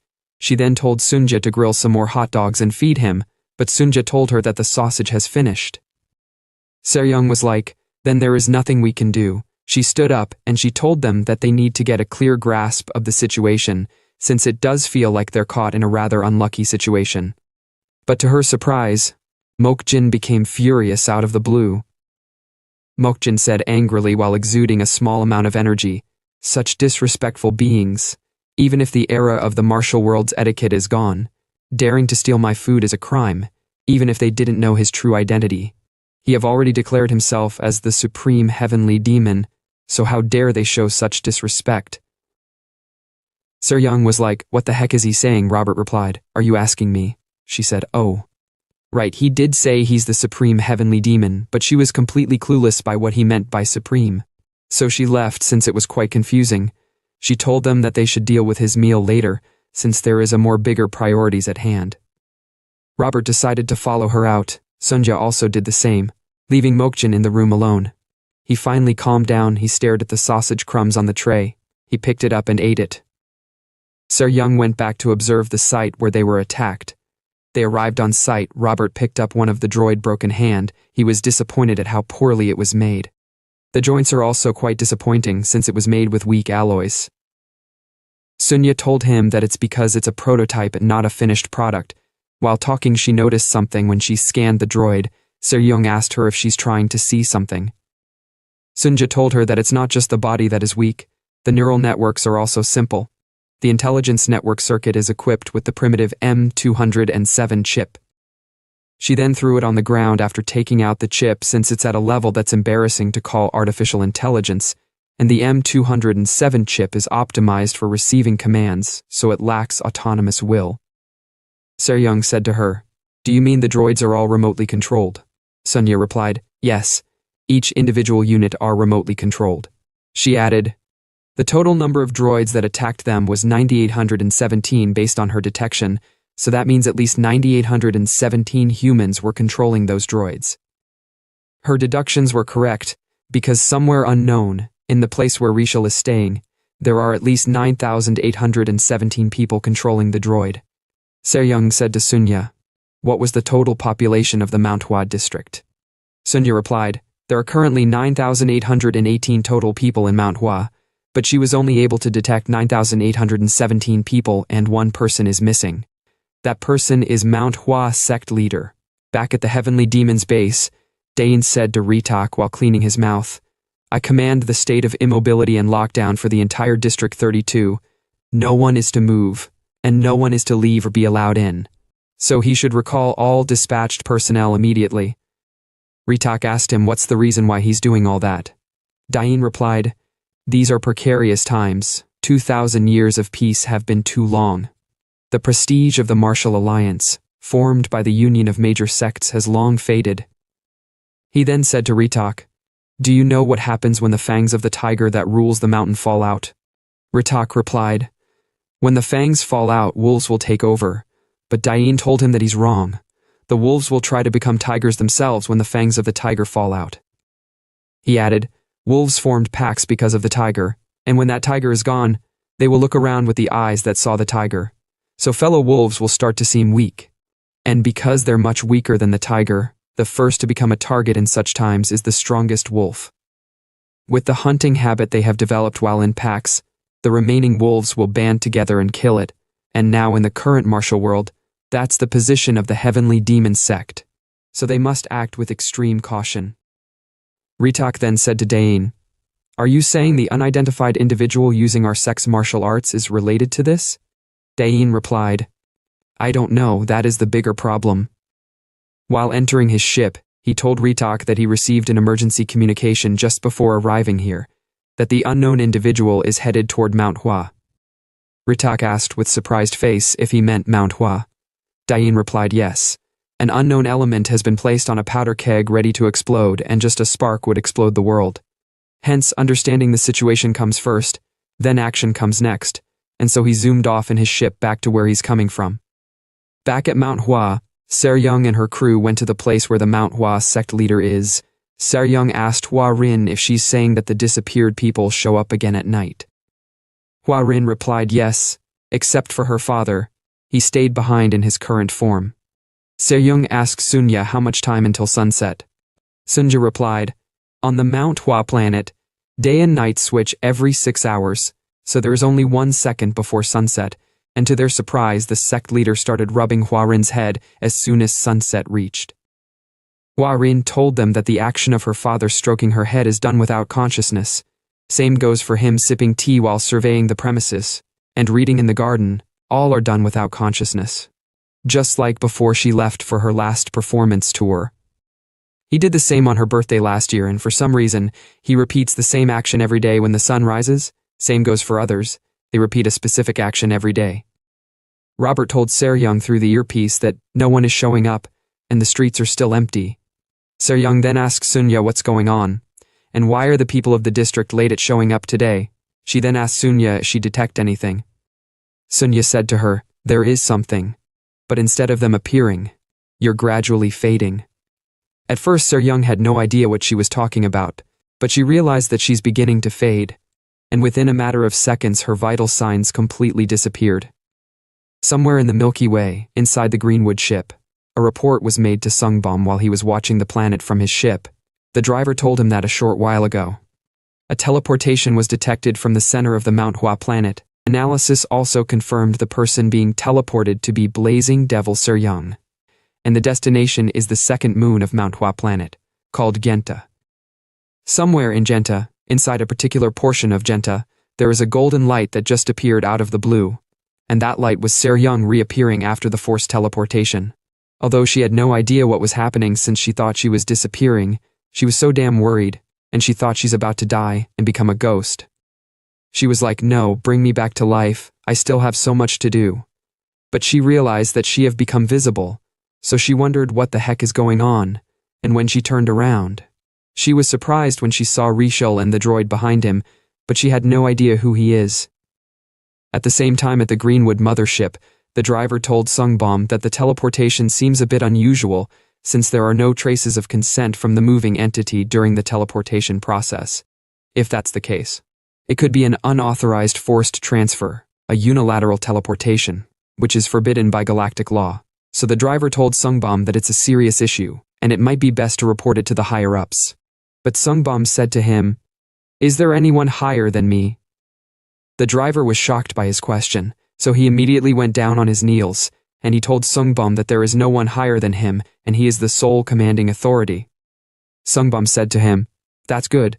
Just keep monitoring it for now, and if they're truly using technologies forbidden by the galactic law on that moon, it implies that there is a significant backing, possibly from a high authority, so he told the driver not to intervene, and he should make sure to investigate thoroughly before taking any action, because they need to assess whether knowing about whatsoever is in Genta would bring them more harm than benefit.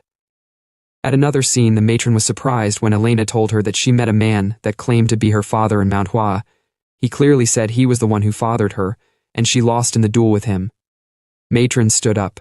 She said to herself while looking outside that she never expected the one who defeated her daughter and claimed to be her father is now at Mount Hua. Inside the S-Devil ship, Robert panically told Mokjin that they have to save the captain because some bastard dared to kidnap her, but while he was busy yapping, Mokjin was like, "What the heck is he saying?" Sunya told him that she don't know either. He's just swearing, and she don't really want to translate it. Hua Rin told them that the place where Seryung was kidnapped to might have something to do with the incidents on Mount Hua. Maybe others were taken the same way, but of course they don't have any proof. Sunja told her that she's wrong. There's evidence showing that others are taken the same way, because the phenomenon when the people from the Mount Hua planet disappeared is the same. It's a forced teleportation without the mover's consent, which highly suggests unilateral teleportation forbidden by the galactic law. Robert grabbed Mokjin clothes and he was like, "See, that means everyone is trapped somewhere. We can't just sit here, so we need to act quickly and rescue them." Mokjin asked Sunja what the hell is wrong with him. Sunja replied while walking that apparently Robert has post-traumatic stress disorder, PTSD, from his time in the military, and he struggles to control his anger when he gets stressed. Mokjin then calmly told Robert to remove his hand, but Sunya told him that it's no use. Once he starts, he doesn't listen to anyone, but to her surprise, he removed his hands when Mokjin seriously told him for the second time to remove his hands. Sunya was like, Mokjin could compete in an anger management contest. Some minutes later, Sunya was telling them that if Seryung has been subjected to unilateral teleportation, there are limits to how far she could be moved. Technically, long-range teleportation is impossible, so interplanetary transfer is out of the question. Then it's either within the Mount Hua planet, or one of those two moons over there. Mokjin asked her, "Where exactly is it then?" She said to him, "Since the Mount Hua planet still has no life signs except for the Mount Hua sect leader, then they can rule it out." So they're now left with those two moons, Genta and Cycerus. Although there are life signs on both, so it's hard to pin down an exact location since the moon are too close, so they have to guess. She thought about it for a moment, and she ended up choosing the golden planet, Cycerus, since Seryung loves the color gold. But she was completely wrong because Seryung is currently at Genta. Seryung asked Rishul for his identity. Instead of replying, the droid started analyzing Seryung. The droid told Rishul that she has an externally mounted 1.4 giga internal energy drive and a 3.3 giga ultra-high density, high-capacity internal energy drive embedded in the body. The only external weapon she has is the electronic soft sword attached to her waist. Rishul said with a disappointing tone, You just have a 3.3 giga internal energy drive. A backwater bounty hunter hiding something that she can't even use, but Seryung said to him, "Who are you? Are you deaf?" At the same time, somewhere unknown, there is plant surrounded in minimal light. In front of that plant was a man, and that man is Dain's master. Dain told the man that there is an issue he need to discuss. The man said to him, "I know, isn't what you want to discuss related to the events at Mount Hua planet, and you have been tasked with solving it."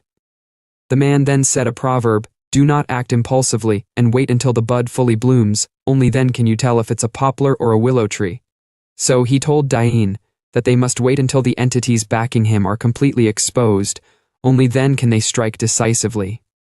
The man was like, "I raised you to understand as much, or have you not matured enough?" Dain didn't reply. In his mind he would be like, "Is this man kidding me right now?"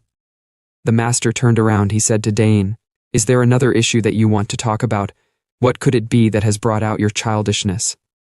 Dain told the man that during his investigation into the matter, someone unexpected appeared. He performed the sex martial arts and reached the level of reversing the energy flow. And he also knows about the sex secret technique, Demon Heart Sura sword technique. Moreover, he had reached the pinnacle of mastery, but the problem is that this person is not affiliated with their sect. At first, the man calmly told Dain to kill him, but Dain said to him, "What do you mean?" The man then furiously said to Dain, "The person is an anomaly, a monster to be precise, so find him and kill him without fail, and he must be killed at all cost." And so Dain went out on another mission to hunt down our protagonist, digging his own grave. We have already caught up to the last chapter. You guys should be expecting new upload after every 3 chapters.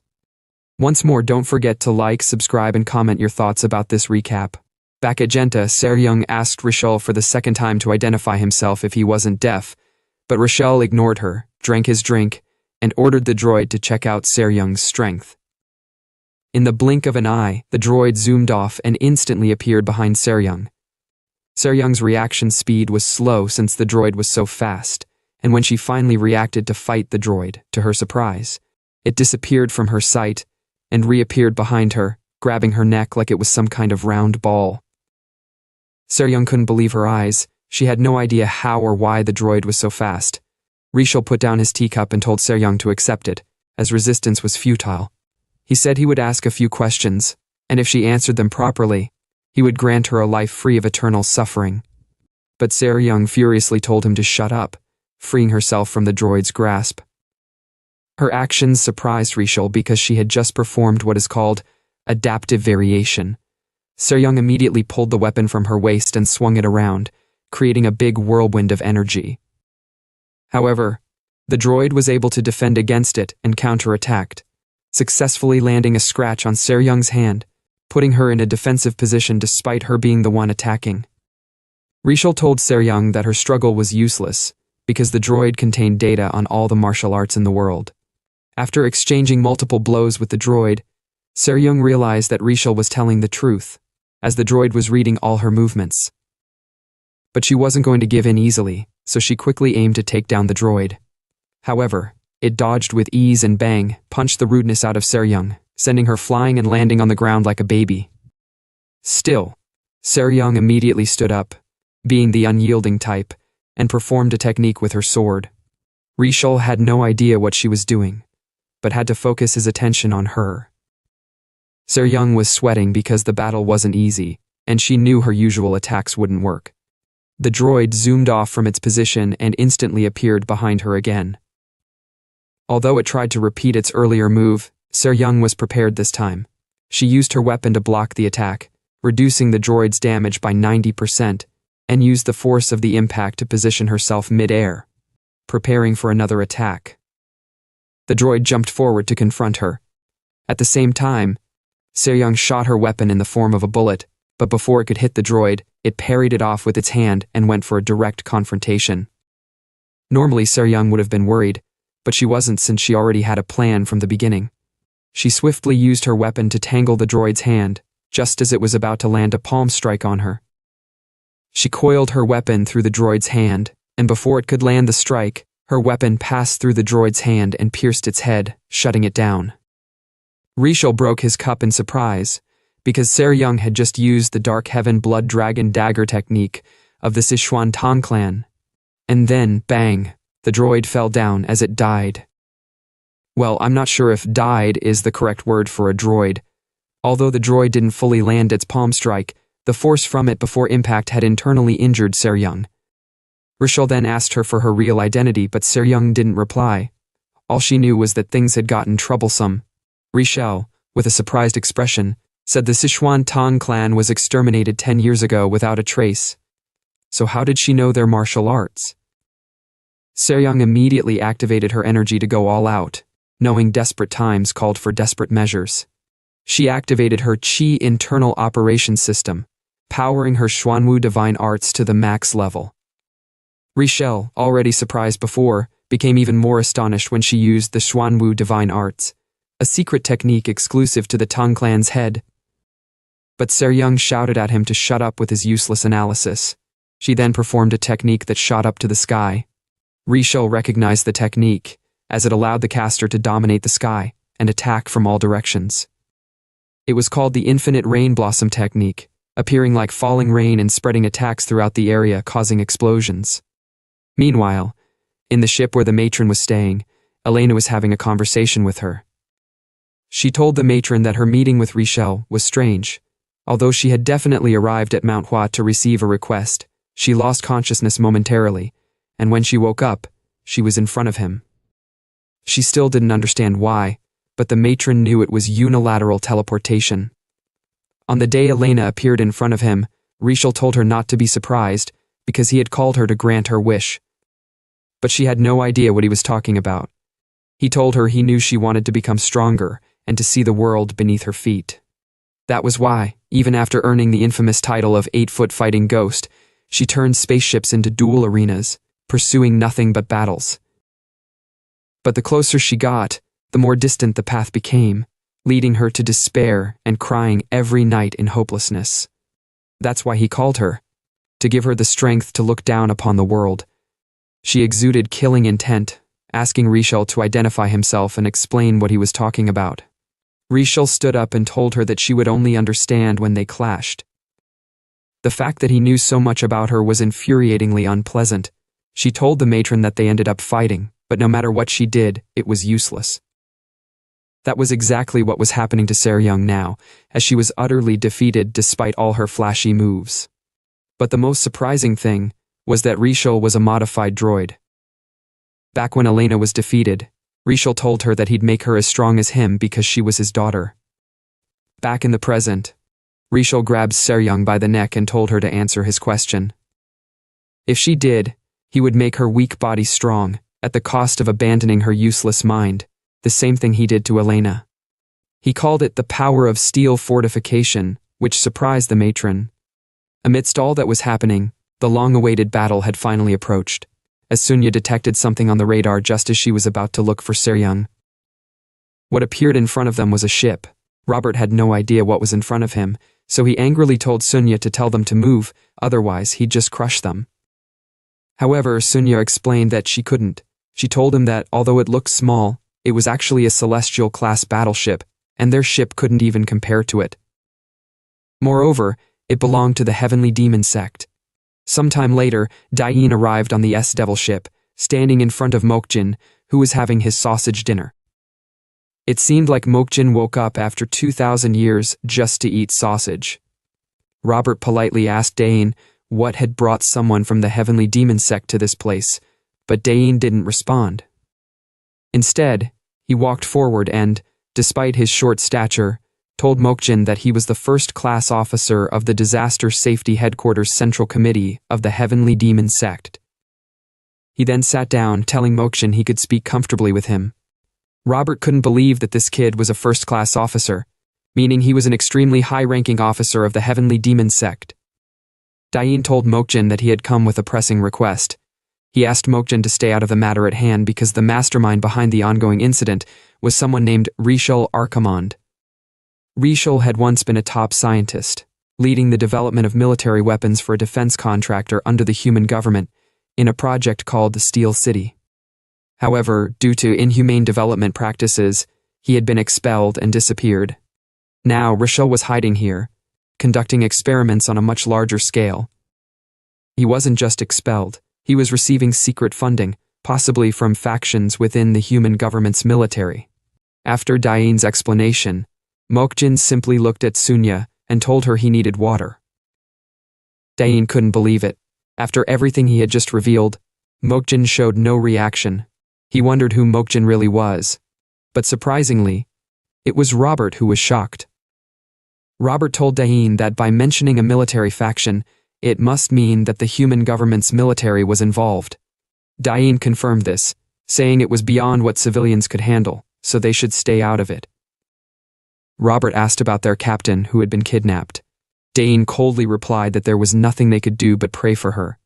Angered, Robert slammed the table and told Dain that what he was saying was nonsense.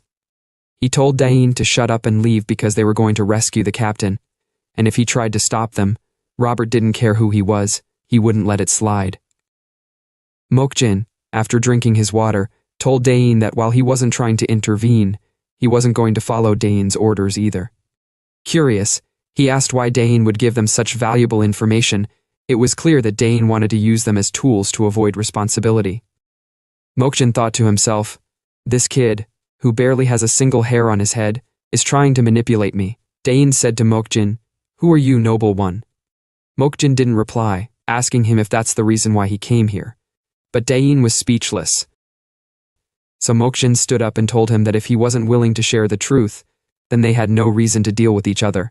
Dain, turning away, asked if Mokjin had no connection to the heavenly demon sect. Without hesitation, Mokjin replied that he had none. Dain stood on the chair and told Mokjin that he'd believe him for now, but he wanted to confirm once again that Mokjin had no connection with the sect, meaning his actions from now on would have nothing to do with them. Mokjin agreed and told him he understood. Dain then left, and as Mokjin watched him go, he felt relieved that there were still talents within the heavenly demon sect, though he thought they were too immature. Robert buckled up to go search for Seryung. Sunya agreed, but told him that the coordinates had changed. Instead of Moon Cicerus, they were now headed to Moon Genta, and the coordinates had definitely been sent by Dain. Back on Moon Genta, Seryung had been dragged to an operating room after being defeated by Richelle. She woke up, groggy, and asked Richelle what he was planning to do. Richelle replied, surprised that she had woken up so quickly. He noted that her noble bloodlines must be special, calling her the Lady of Sichuan Tang Clan. Seryung asked again where they were and what he intended to do to her. Richelle reassured her, saying he would free her from her pain. He planned to erase her memories, even the darkest parts, by turning her into an iron gangshi, a mindless puppet who would only know obedience. Seryung tried to resist, but Richelle told her it was futile. He had blocked all the meridians in her body, paralyzing her nervous system.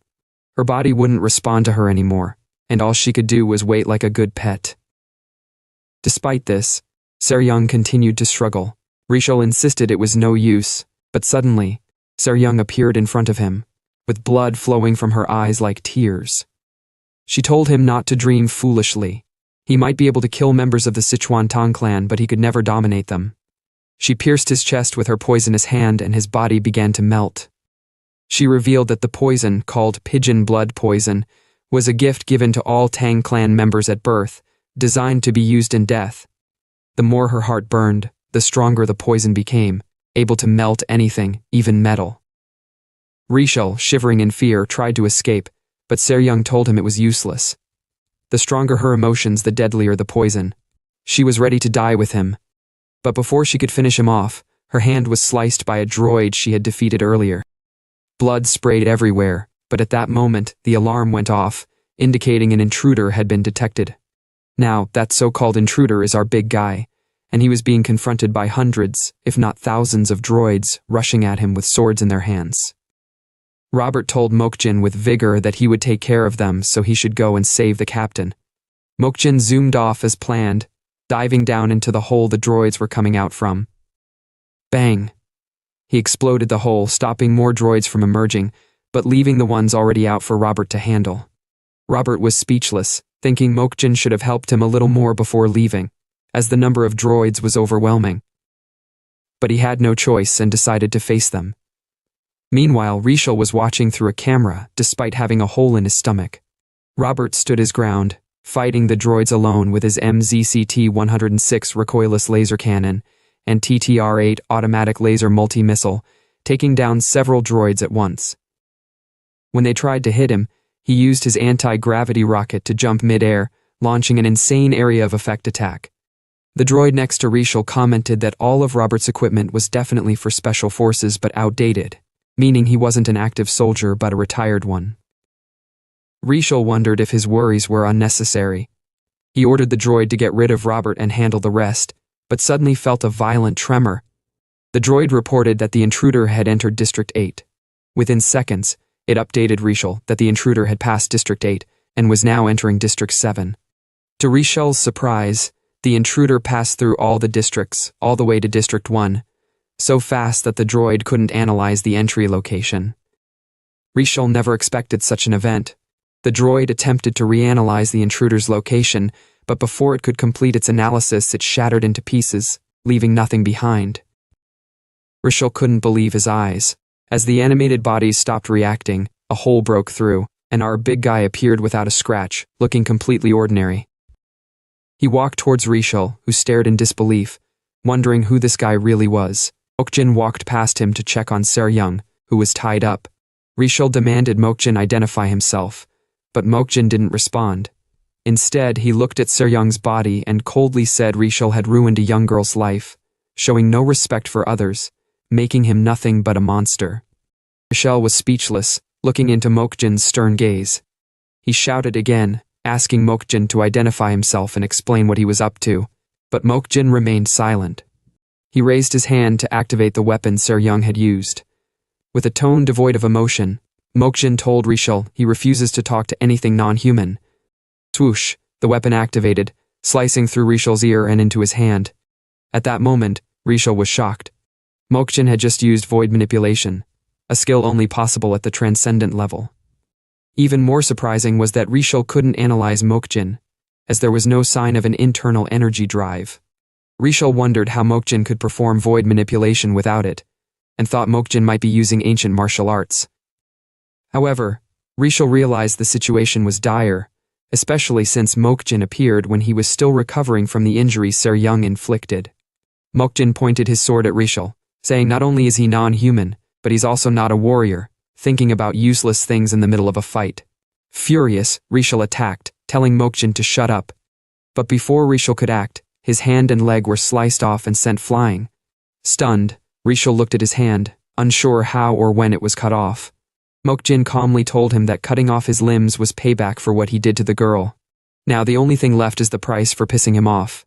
He then angrily told Rishal while exuding an intense amount of killing intent to brace himself since the price for pissing him off will be quite expensive. The killing intent he was exuding at that point was like a storm of energy wave. Rishal, whose limbs were cut off, was like how unlucky. First dealing with Seryung from the Sichuan Tang clan, and now facing such a being. With his internal energy drive operating at below 40%, there was no chance of victory. In desperation, Rishal activated his drive to its maximum despite warnings from the system that he was surpassing operational limits. Mokjin found Rishal's skills strange and wondered how the world had come to this. Suddenly, Seryung woke up, urging Mokjin to kill Rishal before he self-destructed. Mokjin turned around, surprised and unsure of what to do. In that moment, Rishal initiated his self-destruction and, boom! The explosion erupted, blasting through the facility, leaving everyone to wait for Chapter 17 next week.